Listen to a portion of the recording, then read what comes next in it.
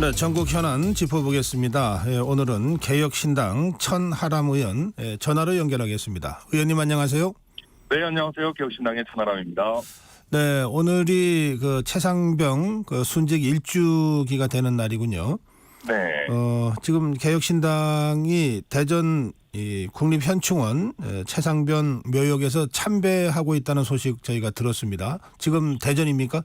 예, 그렇습니다. 저희 이준석 대표 그리고 저희 이주영 의원과 함께 제수군 상병 묘역을 방금 참배를 했고요. 네. 정말 너무나 젊은 나이에 고향을 떠나와서 내성철에서 이렇게 참 안타까운 희생을 하신 걸 보면서 저희 개혁신당 의원 모두가 굉장히 무거운 마음이고 제수군 상병 특검이라든지 여러 또 진상규명에 있어가지고 더욱 최선을 다해야겠다 그런 다짐을 또 하고 그랬습니다. 네, 의원님 말씀하셨습니다만 오늘 대부분의 언론이 최상병 순직 1주기가 됐는데도 아직 제대로 된 그 진상 규명이나 이런 것들이 이루어지지 않고 있다, 이런 좀 답답함을 이제 토로하고 있습니다. 그 왜 이렇게 됐다고 보십니까?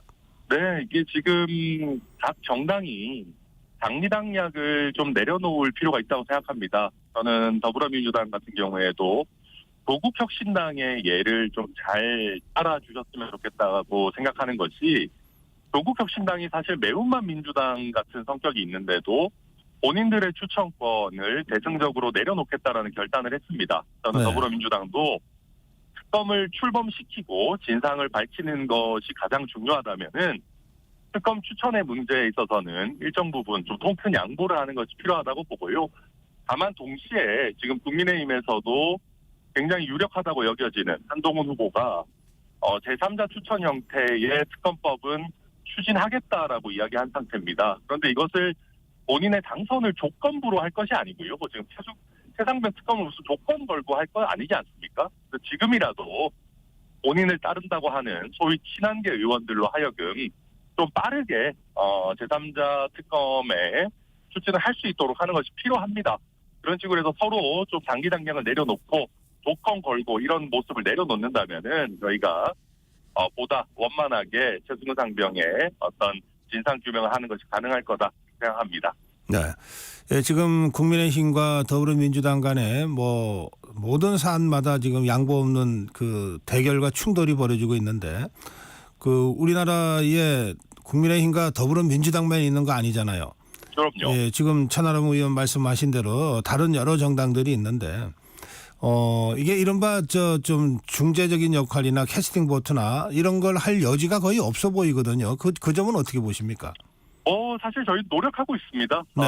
저도 제 나름대로 천하람 중재안이라고 하는 것을 내서 지금 그 특검 추천에 있어서 정치적인 영향을 최대한 배제하는 제3자 특검의 일종을 제안을 이미 해놓은 바가 있고요. 여야 의원들 또 설득하면서 이런 형태로 어떻게든 일이 되도록 하자. 계속. 네. 예, 지금 전화 인터뷰 중인데요. 지금 연결 상태가 지금 별로 안 좋군요. 예, 그러세요. 예. 예, 지금 그 개혁신당의 천하람 의원과 전화 인터뷰를 하고 있는데요. 지금 개혁신당이 그 천하람 의원이나 이준석 의원이 지금 대전 국립현충원에 최상병 묘역을 지금 참배 중입니다. 그래서 약간 좀 연결 상태가 좋지 않았습니다. 지금 다시 연결이 됐군요. 네, 의원님. 네, 저희가 대전에 네. 조금 외곽 지역이라서. 그렇군요. 예. 말씀 계속하시죠. 예, 말씀드렸던 것처럼 저희가 중재안을 통과시키기 위한 노력은 나름대로 하고 있습니다만은, 네. 말씀 주신 것처럼 지금 국회의 의석 배분 상황이라는 것이 다소 이제 더불어민주당이 굉장히 편중된 상황이기 때문에 그런 노력이 일정 부분 결국은 더불어민주당의 좀 결단이 필요한 상황들이 사실 많이 있는 것 같습니다. 네, 사실 그 문제 관련해서는 이제 국회 운영이 교섭단체 간의 협의로 이루어지고 있는 그 어떤 원칙과 관행이 있어서, 그런데 교섭단체가 되지 못하는 다른 정당들 또는 무소속 의원들은 거의 발언권이 없는 게 현실이거든요. 이 문제를 좀 개선해야 된다는 문제의식들은 많은데 개혁신당 입장 어떻습니까? 네, 저희도 교섭단체 요건을 지금 20석에서 좀 대폭 완화하는 것이 필요하다고 봅니다. 그러나 이제 타정당과의 공동교섭단체를 이루는 면에 있어가지고는 저희가 뭐 가능성을 배제하는 것은 아니지만 굉장히 좀 신중하고 특히 어느 범위에서 어떻게 협력할 것인지를 명확하게 좀 산정하면서 가야 된다라고 생각합니다. 저희는 뭐 서두를 생각은 없고 네. 특히 저희 개혁신당은 뭐 의석이 많지는 않지만 뭐 그게 국민들께서 저에게 주신 의석인데 뭐 최선을 다해서 해야죠. 의석수 적다고 해서 뭐 징징거리고 있을 생각은 없습니다. 저희한테 주어진 역할을 뭐 최선을 다할 생각입니다. 네. 비록 의석수는 3석밖에 안 되지만 지역구와 비례를 같이 배출한 유일한 정당이다. 개혁신당이 그렇게 그동안 강조해 오지 않았습니까? 네, 그렇습니다. 저희는 꼼수 쓰지 않고 지역구와 비례대표에서 모두 정정당당하게 국민의 선택을 받은 유일한 정당이기 때문에 실제 의석수보다는 훨씬 더 저희가 국민들께 많은 설득력을 지닐 것이다 기대하고 있습니다. 네. 저 천하람 의원님 네. 조금 전에 이준석 의원과도 함께 있다고 그러셨는데 네네. 요즘 어디 가면 1+1 하는데 예. 잠깐 이준석 의원 좀 바꿔주실 수 있어요? 아유, 있죠. 요즘 뭐 제가 국민의힘 전당대회 보면은 예.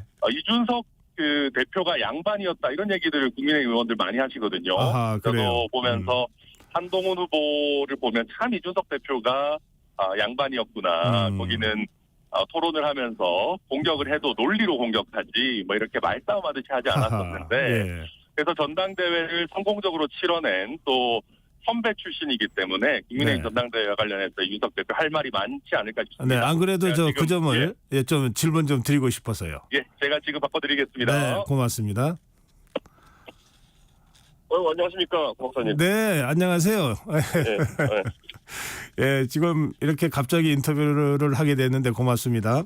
네, 아닙니다. 마침 같이 있었네요. 네, 저 국민의힘 전당대회를 국민의힘 당 대표를 지낸 입장에서 보시면 또 여러 가지 소회가 남다르실 것 같은데 어떠십니까?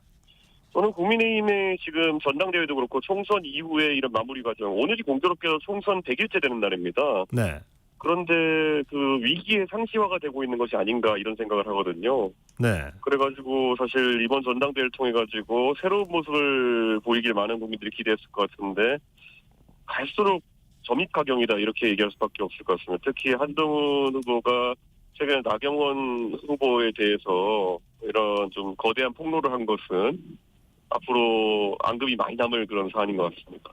네. 말씀하신 그 대목이요. 패스트 트랙을 당시 자유한국당이 저지하기 위해서 이렇게 투쟁을 하다가 이제 27명인가가 기소되지 않았습니까? 예. 그 당시에는 이준석 의원도 의원은 아니셨지만 국민의힘에서 활동을 하셨어요. 네. 근데 이 문제를 한동훈 후보가 폭로를 한 건데 그거 어떻게 보십니까? 저는 바른미래당에 있긴 했는데요. 어쨌든 그 현장을 지켜본 사람 입장에서 네. 한동훈 위원장이 너무 법적인 잣대로 많은 걸 보는 것이 아닌가. 지금 같이 일하는 당내 동료들인데 혹시 동료들을 범죄자와 비범죄자로 구분해서 보고 있는 것이 아닌가 이런 생각이고 네. 저는 법에 있는 대로 집행하는 것이 본인의 어떤 소임이고 검사들의 소임이라고 하는 것은 뭐 틀린 말은 아니겠으나 국회 선진화법이라는 법에서 파생된 패스트트랙 분쟁이라고 하는 것은 이건 굉장히 정치적인 사안입니다. 네. 그렇기 때문에 그 당시에 나경원 원내대표가 그 당을 원내 지휘를 하면서 그런 결사항전을 하게 된 것도 나경원 대표 본인만의 생각은 아니었거든요. 그 당시에 자유한국당 당원들과 또 그리고 다른 지도부 인사들의 합의에 따라서 그렇게 진행된 것이라고 봤었는데 그것을 너무 가볍게 판단하고 나경원 대표가 개인적인 어떤 문제를 해결하기 위해 자신에게 사적인 청탁한 것처럼 한 거는 저는 좀 그렇게 받아들인 것 자체가 의아하다 이런 생각입니다. 알겠습니다. 예. 네, 이 다른 당에 대한 말씀을 자꾸 여쭈게 돼서 죄송한데 국민의힘 전대만 말씀하시면 또 좀 그럴 수 있습니다. 지금 더불어민주당도 전대가 시작됐으니까 어제 토론도 있었는데 일극 체제 가지고 이재명 전 대표하고 김동완 후보가 아주 맹렬하게 논쟁을 하더라고요. 어떻게 보고 계십니까? 저는 오히려 민주당의 이번에 전당대회 같은 경우에는 애초에 구도 자체가 국민의힘보다 더 민주적이고 승인 요소가 적은 그런 상황이었는데 공교롭게도 국민의힘 쪽에서 워낙 격렬하게 이렇게 붙다 보니까 상대적으로 우선 토론의 형식은 굉장히 젠틀하게 이루어지는 것처럼 보였습니다. 하지만 뭐 아무리 봐도 결국에는 김두관 후보 입장에서는 이재명 체제라는 것의 한계성을 계속 지적할 수밖에 없을 텐데 저는 그것이 그렇게 크게 당원들에게 들릴 것 같지는 않은 상황인 것 같아서 흥미는 좀 떨어집니다. 네. 근데 다들 그 총선을 이끌었던 그 당 대표나 비대위원장이 다시 다 나오고 있는 상황인데 예. 제가 지난번에 이준석 의원하고 인터뷰할 때도 여쭤봤는데 이준석 의원과 개혁신당만은 그러지 않아요 지금. 사실은 조국 혁신당도 조국 대표가 다시 당 대표에 지금 나온다는 것 아닙니까? 예. 왜 그런 결정을 하셨어요? 사실 저는 제가 이번에 개혁신당의 당대표를 내려놓고 결국에는 다른 당대표가 이제 기회를 얻을 수 있도록 했던 이유가 사실 저희 당은 확장을 꾸준히 해야 되는 부분도 있지만은 첫째로는 리더십이라는 것이 계속 교체되면서 장점들을 흡수해가면서 당이 발전해 나가야 되는 것인데 네. 저는 이재명 체제 같은 경우에도 분명히 한계점을 노정했고 그리고 이재명 대표가 그 사이에 특별한 어떤 전술적인 보강을 하지 않은 상황에 똑같이 한다 그러면은 또 무기력한 의석은 많지만은 실제 의정활동이나 아니면 정책활동으로 특별한 모습 보여주지 않는 그런 거대 야당의 모습을 보여줄 것이고 저는 한동훈 체제도 마찬가지로 선거에 대패한 다음에 뭔가 전술적으로나 아니면 정책적으로 업그레이드되지 않은 상황에서 그냥 비슷한 모습을 보일 것 같거든요. 네. 저는 그런 부분 참 이해가지 않습니다. 어느 정도는 사람이 약간 부족한 부분 채워서 나오는 것도 항상 정치하면서 네. 중요한 시간일 텐데 저는 그런 선택들을 하지 않는 것 특히 대권을 노리고 있다는 두 분의 선택이기에 좀 의아합니다. 알겠습니다. 예. 오늘은 원래 천하람 의원과 인터뷰 시간인데 이렇게 좋은 말씀을 함께 듣게 돼서 고맙습니다. 다음에 우리 이준석 의원 따로 한번 모시고 충분히 말씀 듣도록 하겠습니다. 예, 감사합니다. 네, 천하람 의원 다시 좀 바꿔주시겠어요? 네. 네, 천하람입니다. 아이고, 예. 원래 우리 천하람 의원과 좀 말씀을 나누고 싶었던 주제들이 더 있어가지고요. 네. 지금 이 국민의힘이나 또 이 더불어민주당 전당대회에 대해서는 우리 이준석 의원 말씀을 제가 들었기 때문에요. 네.